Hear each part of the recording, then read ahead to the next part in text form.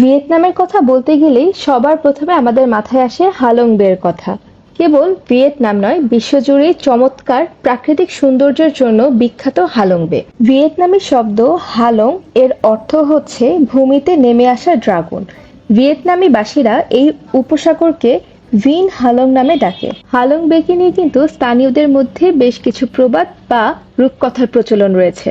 কল্পকাহিনী যাই থাকুক, তবে ২,০০০-এরও বেশি লাইমস্টোন পাহাড় ঘেরা এই উপসাগর প্রাকৃতিক সৌন্দর্যের দিক দিয়ে কিন্তু ভরপুর। তাই হালং বের সৌন্দর্যকে আরো কাছ থেকে দেখার জন্য আমি চলে গিয়েছিলাম হালং বের ক্রুজে। আর আজকের ব্লগে আমি শেয়ার করব আমার হালং বের ক্রুজের এক্সপিরিয়েন্স। তাহলে চলেন আজকের ব্লগটাকে শুরু করা যাক।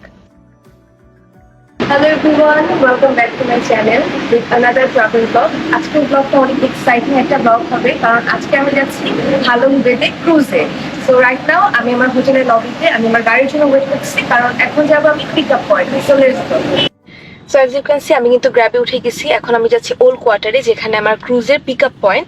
সো আমি পিক আপ পয়েন্টে গিয়ে আবার আপনাদের সাথে কথা বলছি। আপনি যদি হানয় সিটির ওল্ড কোয়ার্টারে থাকেন, সেক্ষেত্রে কিন্তু লেমোজিনগুলো আপনাকে হোটেল থেকে পিক করবে। আমি যেহেতু ওল্ড কোয়ার্টার থেকে একটু দূরে ছিলাম, তাই আমাকে পিক আপ পয়েন্টে এসে লেমোজিনে উঠতে হয়েছে। ওল্ড কোয়ার্টার থেকে হালং বের দূরত্ব প্রায় ১৫০ কিলোমিটারের মতন। তবে এখানকার হাইওয়েগুলো এত সুন্দর যে এর প্রশংসা না করলেই নয়। হালং বে পোর্ট পর্যন্ত যেতে আমার সময় লেগেছিল ৩ ঘন্টার মতো, তবে তার মধ্যে কিন্তু ৪৫ মিনিটের যাত্রা বিরতিও ছিল।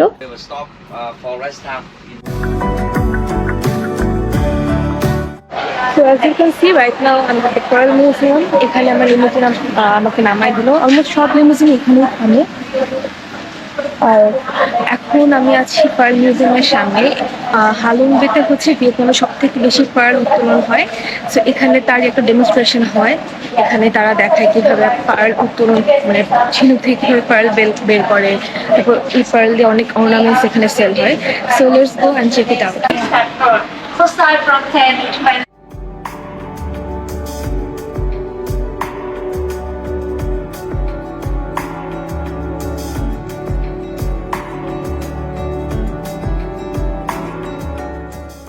যাত্রা বিরতির পর পুনরায় আমাদের লিমুজিন ছেড়ে দেয় হালং বে পোর্টের উদ্দেশ্যে। আর পোর্টে যেতে ক্রুজের একজন মেম্বার আমাদের রিসিভ করে। তো এটা হচ্ছে হালং বে ইন্টারন্যাশনাল ক্রুজ পোর্ট। আমি আমার লিমুজিন থেকে মাত্র নামলাম। এখন আমরা আমাদের লিমুজিনে যারা ছিলাম সবাই হচ্ছে ক্রুজের জন্য যাচ্ছি। আর এই যে এটা হচ্ছে আমাদের ক্রুজের নাম লা রেজিনা রয়্যাল।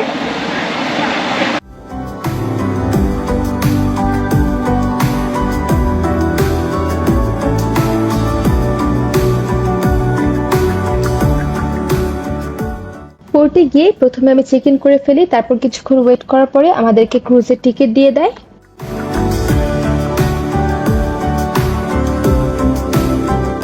তো ফাইনালি আমি ক্রুজের জন্য যাচ্ছি। ওরা আমাকে একটা টিকিট দিয়ে দিল। এই টিকিটটা দেখাই ক্রুজে ঢুকতে হবে। সবাই হচ্ছে আমরা একসাথে একটা ক্রুজে যাবো আমরা।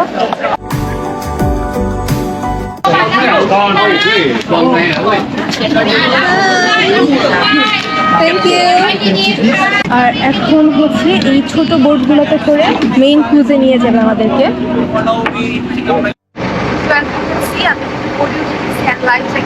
আর ছোট বোটটা স্টার্ট করে দিয়েছে। আর এই ছোট বোটকে আমরা হচ্ছে আমাদের যে মেইন ক্রুজটা সেখানে যাবো। আর এই যে টিকিট গুলো দিয়েছিল এটাকে হচ্ছে আমাকে আবার ব্যাক করে দিতে হবে।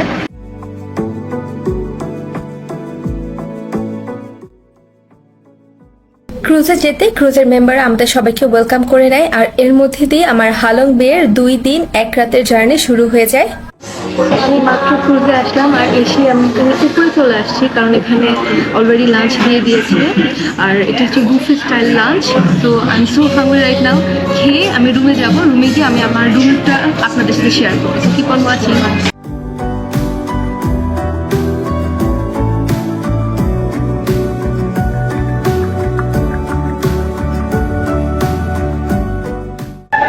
আমার লাঞ্চ শেষ, এখন আমি রুমে যাচ্ছি। And this is my room. Look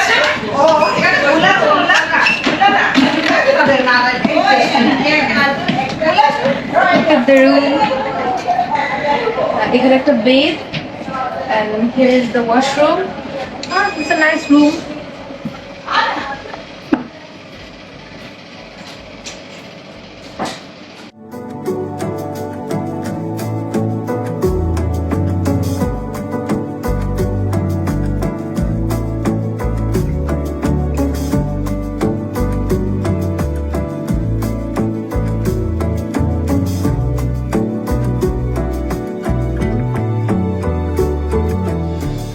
finally আমি কিন্তু আমার ক্রুজে চলে আসছি। আর সবার প্রথমে আমি আমার ক্রুজের ব্যাপারে বলি। আপনারা চাইলে কিন্তু এরকম ক্রুজ বাংলাদেশ থেকে বুক করে আসতে পারেন বিভিন্ন এজেন্সির মাধ্যমে, বাট আই থিঙ্ক এখানে এসে চুজ করাটাই বেটার হবে। আমি যেমন এখানে এসেই চুজ করেছি। আর আমার এখানে কস্ট পড়েছে ইচ পার্সন $150 করে। আপনারা চাইলে এর থেকে কমেও পেতে পারেন, আবার এর চেয়ে বেশিও পেতে পারেন। যেহেতু আমি এখানে সেকেন্ড ফ্লোরে রুম নিয়েছি, এখানে যেহেতু ভালো একটা ভিউ পাওয়া যায়, এর জন্য আমাকে একটু এক্সট্রা পেমেন্ট করতে হয়েছে। আর এখানে আসার পর আমাকে এরকম একটা কাগজ দিয়েছে যেখানে আমার অ্যাক্টিভিটিসগুলো লেখা আছে, যেহেতু আমি এখানে 2 দিন থাকতেছি, ডে 1 আর ডে 2। এখান থেকে কিন্তু খুব সুন্দর হালং বের পুরো ভিউ দেখা যাচ্ছে, but I am so unlucky, আজকে কোনো সূর্য ওঠে নাই তাই। আর এখানের ওয়েদারটা প্রচুর ক্লাউডি, ভালো মতন কিছু দেখা যাচ্ছে না। আই ডোন্ট নো ক্যামেরাতে বোঝা যাচ্ছে কিনা।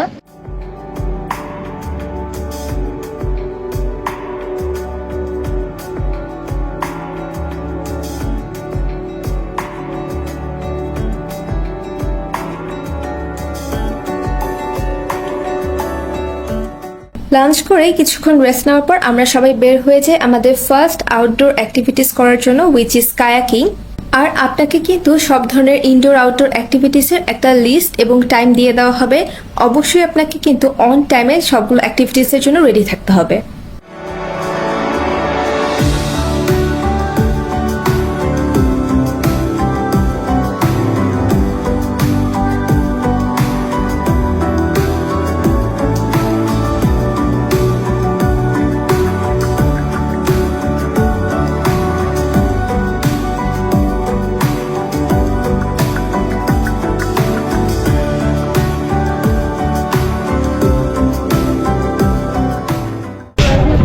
ফাইনালি আমি কিন্তু কায়াকিং এর জন্য আসছি।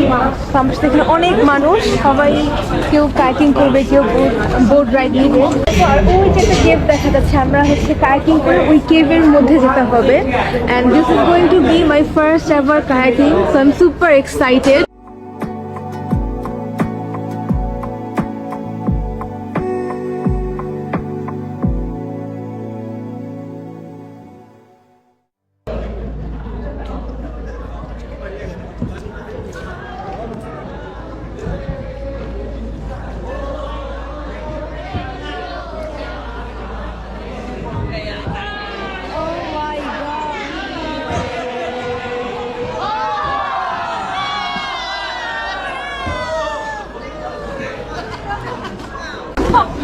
Oh my god, just look at this view.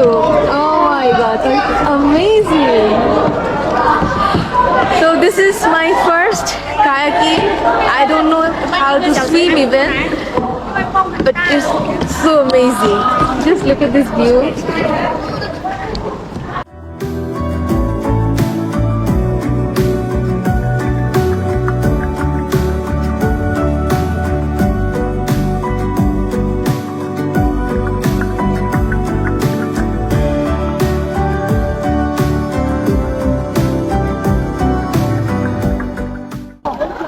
এখন হচ্ছে এইটা এই লাইমস্টোন পাহাড়গুলোর মধ্যে দিয়ে হচ্ছে লুনার কেভটা।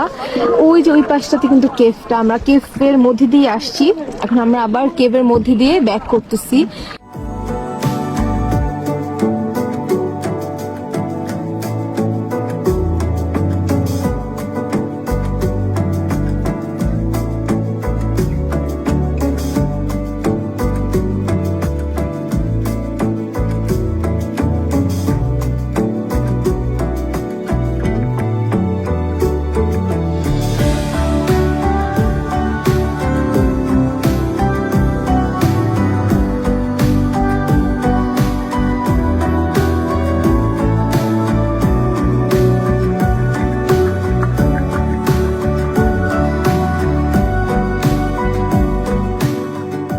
এটা হচ্ছে আমার পুরো ক্রুজের মেম্বাররা সবাই এখানে, অনেক মানুষ। It was so fun. I enjoyed it a lot. Literally a lifetime experience. I loved it. Kayaking শেষ করে আমরা আবার সবাই বোর্ডে উঠে যাই, আর এবার যাচ্ছি আমরা টিটফ আইল্যান্ডে। 1962 সালে হোচিমিন এবং গারমিন টিটফ তারা দুইজন এই আইল্যান্ডটাকে ডিসকভার করে। এবং পরবর্তীতে গার্মেন্ট টিটভ, যিনি একজন রাশিয়ান নাগরিক, তার নামেই এই আইল্যান্ডটার নামকরণ করা হয়। রাইট নাও আমি আসছি টিটভ আইল্যান্ডে। অনেক ক্রাউডেড একটা এরিয়া, অনেক মানুষ এখানে।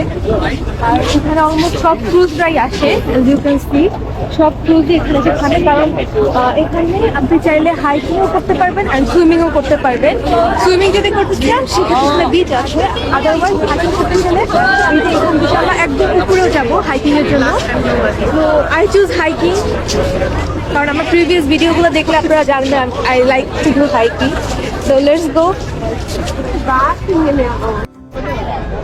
famous in Russia.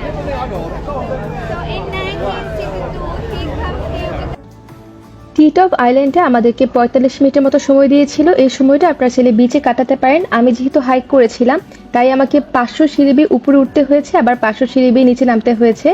এতে আমার 30 মিনিটের মতো সময় লেগে গিয়েছিল।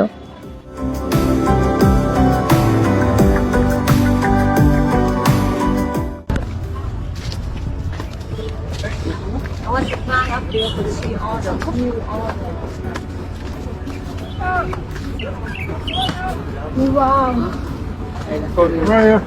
Look at the view from here. But মেঘের কারণে তেমন একটা স্পষ্ট বোঝা যাচ্ছে না।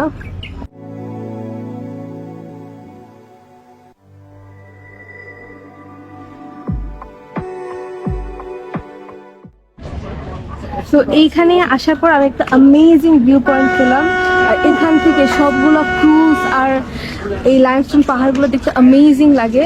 বাট স্টিল এখন আমাদের উপরে যেতে হবে, অলমোস্ট আর অনেকখানি সিঁড়ি বাকি আছে। So let's go.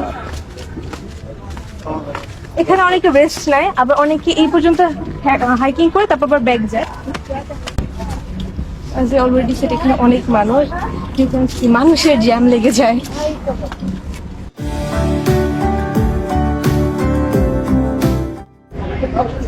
Right now, I'm at the top of Titov Island.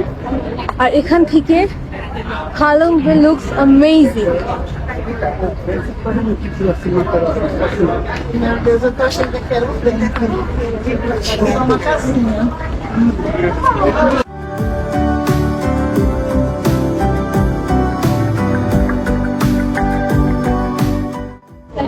যেহেতু এখানে আজকে সান নাই তাই তেমন একটা ভালো ভিউ পাওয়া যায়নি। আর এখানে অনেক ক্রাউড।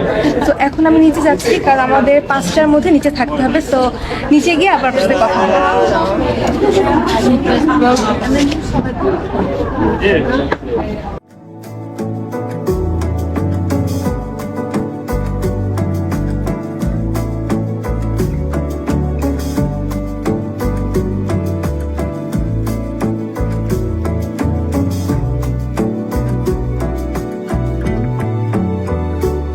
টিটভ আইল্যান্ডকে এক্সপ্লোর করে আমরা আবার ক্রুজের দিকে রওনা দিই, কারণ এর মধ্যে দিয়ে আমাদের ডে 1 এর আউটডোর অ্যাক্টিভিটিসগুলো শেষ হয়ে গিয়েছে।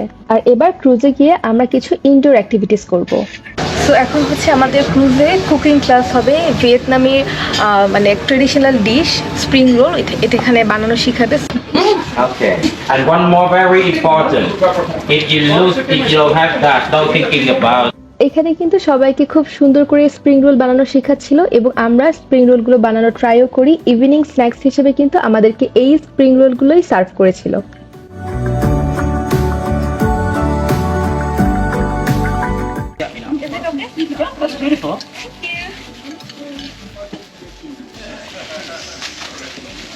স্প্রিং রোল বানানো শিখে আমি কিছুক্ষণ হালং বে নাইট ভিউটা এনজয় করি। সবগুলো ক্রুজ একসাথে দেখতে অসম্ভব সুন্দর লাগছিল।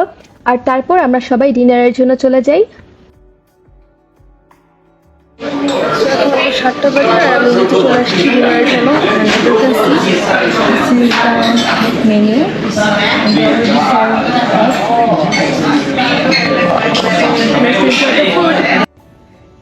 ডিনারে আমাদেরকে খুব ফুলফিলিং 5 কোর্স মিল সার্ভ করেছিল। সেখানে ছিল সালাদ, স্যুপ, স্টার্টার, মেইন কোর্স আর ডেজার্ট।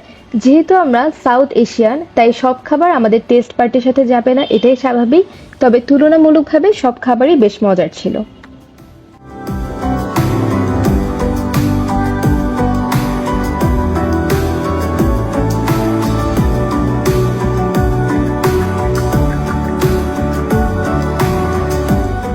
ডিনার শেষ করার পর ক্রুজের স্টাফ মেম্বাররা আমাদের সবার জন্য খুব সুন্দর একটা লাইভ ইনস্ট্রুমেন্টাল পারফরমেন্স করে, আর আমরা সবাই সেই পারফরমেন্সটা অনেক এনজয় করি।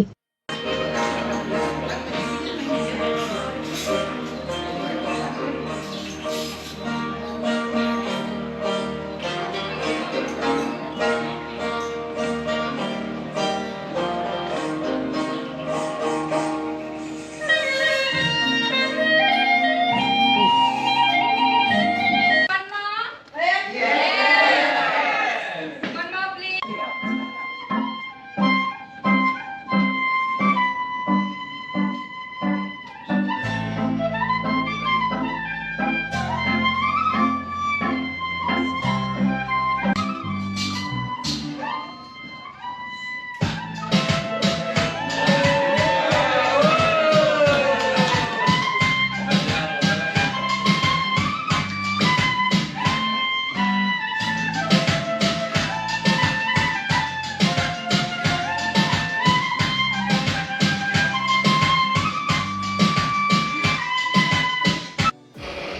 সো মাত্র আমি আমার ডিনার শেষ করে রুমে আসলাম, আর এখন আমার নেক্সট অ্যাক্টিভিটিস হচ্ছে স্কুইড ফিশিং। সো আমি এখন যাচ্ছি স্কুইড ফিশিং করতে। So let's go. Squid fishing এর টাইমটা আমরা সবাই খুব এনজয় করেছিলাম, বাট আনফরচুনেটলি আমরা কেউই কোনো স্কুইড ধরতে পারিনি, আর এর মধ্যে দিয়ে কিন্তু আমার ডে 1-এ সব ধরনের অ্যাক্টিভিটিস শেষ হয়ে গিয়েছিল।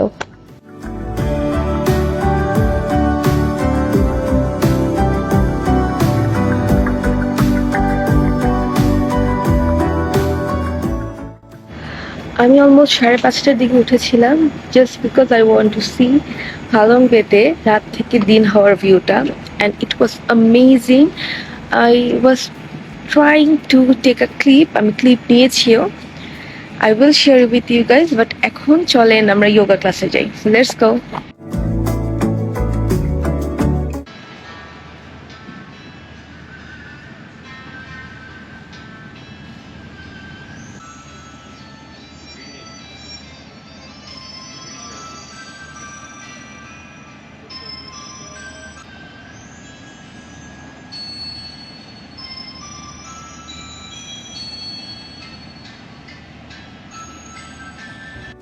সো আমি মাত্র আমার যোগা ক্লাস শেষ করলাম, এখন আমি আবার রুমে যাব, আমি ফ্রেশ হব because I have to get ready.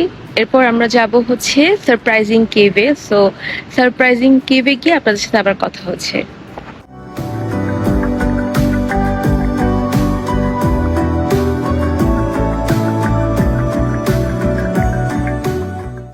আমরা কিন্তু সবাই সারপ্রাইজিং কেভে চলে আসছি। ওই যে ওইখানে হচ্ছে সারপ্রাইজিং কেভের এন্ট্রান্স, বাট এটা থেকে অনেকখানি সিঁড়ি পেয়ে যেতে হবে। So let's go to surprising cave, আর গিয়ে দেখি আসলে কি এটা সারপ্রাইজিং কিনা। Let's go. Find out about the first chapter. It's smallest one, so she didn't put the name. 10 years later, she come back. She find out the second one and the third one. So big, huge. So আমরা উপরের দিকে উঠতেছি, আর এখানে almost 100-150টা সিঁড়ির মতো আছে। তারপর হচ্ছে আমাদের সেই কেভটা নাকি তিনটা কেভ অ্যাকচুয়ালি। তো যাই গিয়ে দেখি অ্যাকচুয়ালি কেমন।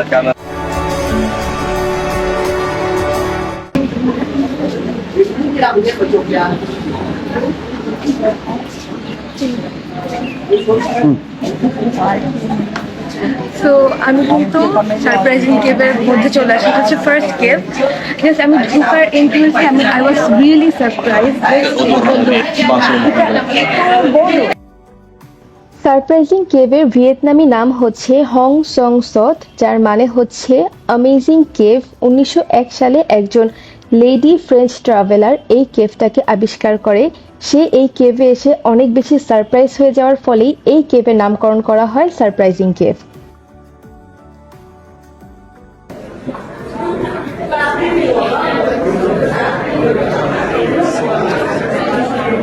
This is a huge cave.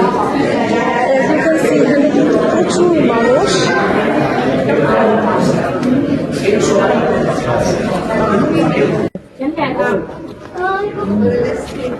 So right now we're in the second cave. এগুলো সব কিন্তু হচ্ছে limestone. Quá đẹp như này. Đây này em nhìn chưa? Ở trên nó giống như là thần tiên.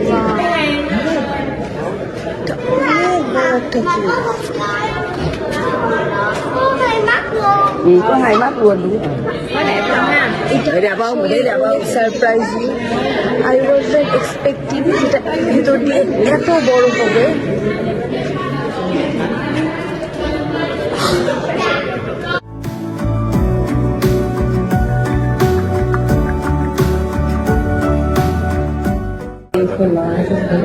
তো এখান থেকে আমরা third কেভের দিকে যাচ্ছি, আর এখান থেকে কিন্তু পুরো কেভটা দেখা যায়।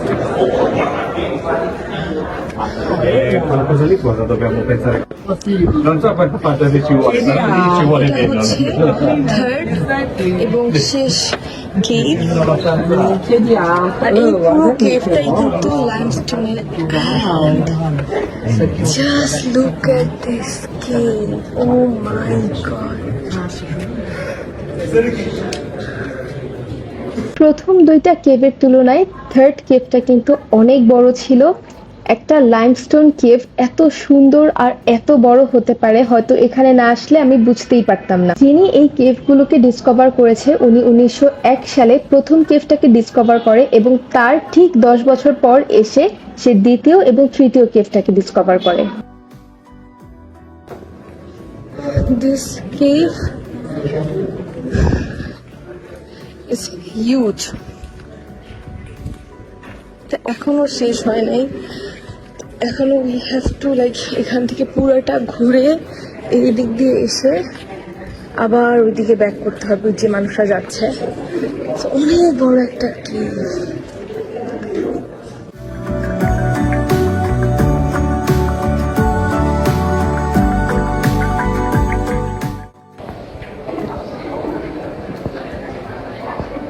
এইসব জায়গায় এই যে নিচে এরকম যে গর্তগুলা, মানে নিচু জায়গা যেখানে, ওইখানে এই লাইমস্টোন গুলো থেকে যখন পানি পড়ে তখন হচ্ছে এই সব জায়গায় পানি জমা হয়। আর এই জন্য ইভেন মানে পানি যাতায়াতের ব্যবস্থাও করে রাখা আছে।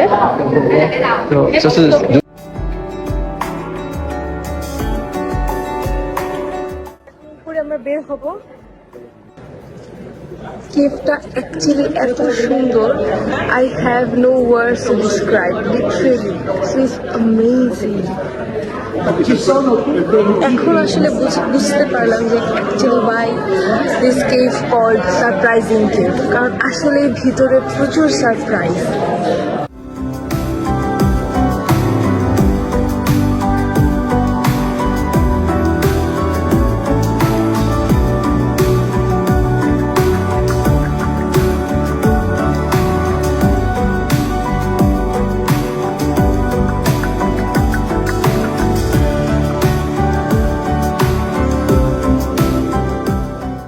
তো ফাইনালি আমরা তিনটা কেভ ঘুরে এখন বের হয়ে যাচ্ছি। ইট ওয়াজ অ্যামেজিং। আমার একদম লাইফ টাইম একটা এক্সপিরিয়েন্স। আমি আমার লাইফে এত বড় কেভ কখনো দেখি নাই। ইট ওয়াজ অ্যাকচুয়ালি সো ফান।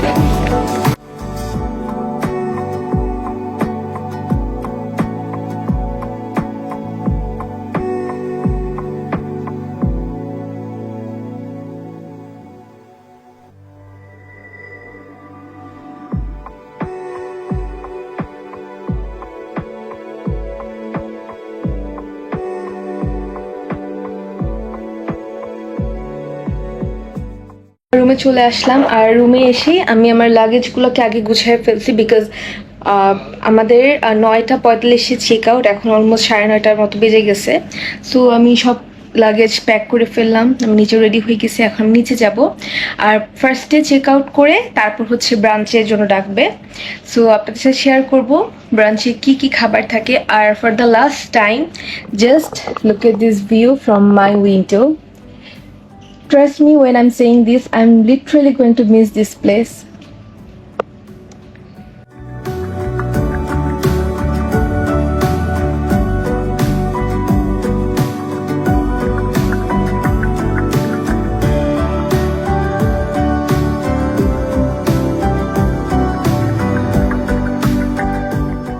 ব্রাঞ্চের মধ্যে দিয়ে কিন্তু আমাদের হালং বে 2 দিন 1 রাতের সব ধরনের অ্যাক্টিভিটিস শেষ হয়ে যায়। এখন আমাদের ক্রুজ আবার পোর্টে ব্যাক করবে। আর আপনারা এই পুরো ব্লগে যত ধরনের অ্যাক্টিভিটিস দেখেছেন সবকিছুই কিন্তু আমার এই হালং বে ক্রুজের টিকিটের ভেতরে ইনক্লুডেড ছিল। আর এটা ছিল আমার ভিয়েতনামের শেষ ব্লগ। আমার চ্যানেলে কিন্তু ভিয়েতনাম সিরিজের আরও কিছু ব্লগ আছে, আপনারা চাইলে দেখে আসতে পারেন। আমি চেষ্টা করেছি আমার ভিয়েতনামের সম্পূর্ণ এক্সপিরিয়েন্স আপনাদের সাথে শেয়ার করার। আই হোপ আমার ব্লগগুলো আপনাদের ভালো লাগবে। সামনে ইনশাল্লাহ আমার আরও কিছু ট্রাভেল ব্লগ আসবে, সেই ব্লগগুলো দেখার আমন্ত্রণ রইল। And if you like this video, please hit the like button and don't forget to do subscribe. Thank you so much for watching.